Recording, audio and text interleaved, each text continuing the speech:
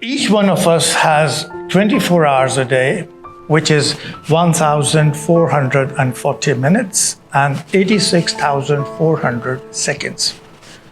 Not less, not more. Even the poorest of the poorest has this wealth of time, and even the richest of the richest cannot buy an extra second. How we utilize this time depends on us.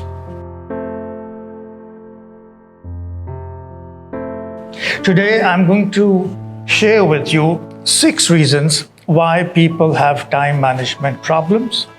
And after that, I'll be sharing with you 6 very simple and very practical strategies which will help you achieve time management. So let's talk about the 6 reasons why people end up having time management issues. The first is there may be a genuine increased workload. We must understand each one of us has a different capacity to manage workload. There are some of us who may not be very good at that, and there may be others who are pretty good at it. But those of us who, for a variety of reasons, do not cope well with excessive workload do have time management problems. Number 2, we miscalculate time. Whenever we say, I'll be there in 5 minutes, or this will just take 2 minutes, it really doesn't take that time. We don't understand that there is a time which involves transport issues, setting up issues, refreshment issues. All these take time. So when we say this will just take 5 minutes, it takes much more than that. The third reason people have time management problem is fear of failure. Please understand, of all the fears that a human being experiences from childhood to his old age, one of the major fears is fear of failure. We dread failure, and because of that, we end up with time management issues. The next reason is fear of change. Again, culturally, we dread change. We prefer to remain in our comfort zone and not risk new situations. And because of this fear of change, again, we end up with time management problems. Number 5 is perfectionism. Those of us who have an obsessional, perfectionistic personality where everything has to be done in perfect detail and everything has to be in order, they definitely have time management issues. And number 6, you may have genuine physical or psychological disorders or some health issues which hinder your ability to cope with workload, and here again you end up with time management problems. So you really need to ask yourself, in which category do you fall, and try to identify of these 6 reasons which one applies to you, because unless you do that, you will not be able to diagnose the reasons why you have time management problem.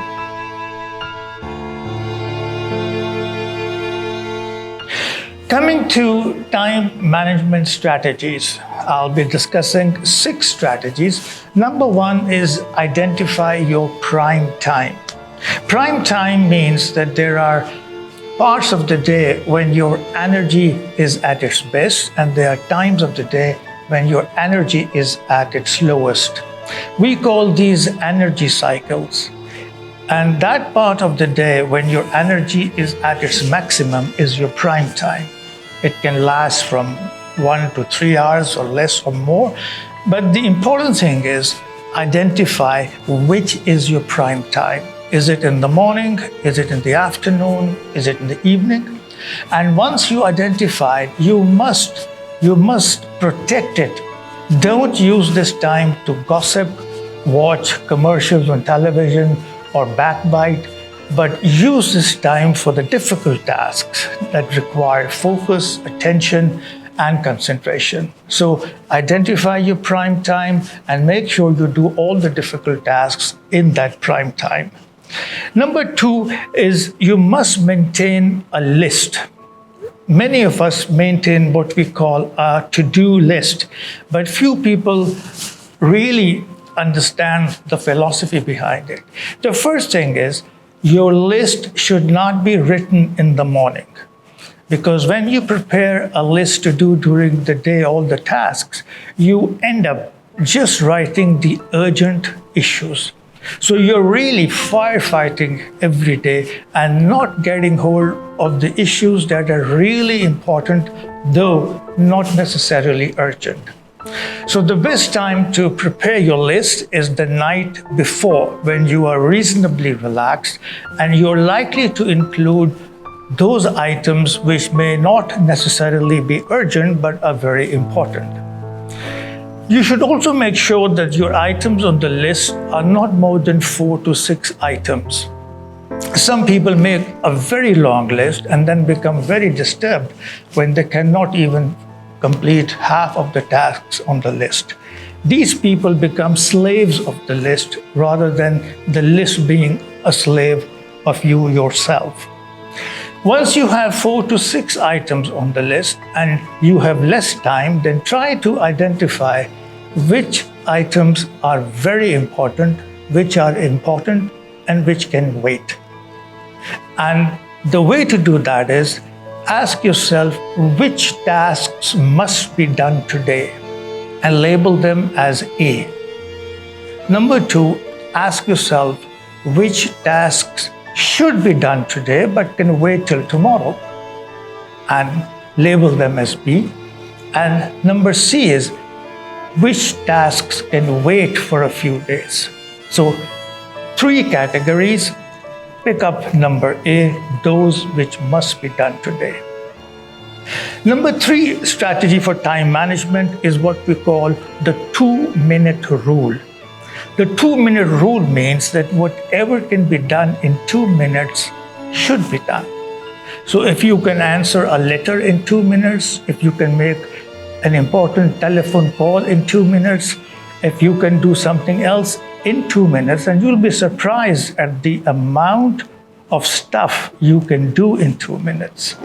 So just give yourself 2 minutes, even if you're feeling lazy or if you're feeling tired, and within those 2 minutes, you'll be able to complete a lot of tasks. So this is called the 2-minute rule. The next strategy is you must set priorities. There are basically 3 kinds of priorities. Number 1, which are important and urgent. Tasks which are important and urgent. Like if you have to go to hospital suddenly because you have a certain problem or your family has a certain problem, that is important and urgent. Number 2 priority is tasks which are important but not necessarily urgent. Like having your yearly medical checkup may not be urgent, but it is important in the long run. And number 3 are tasks which are urgent but not important. These are tasks like paying bills, which you could have done well in advance, but you wait till the last day. And now a task which was reasonably unimportant has become important.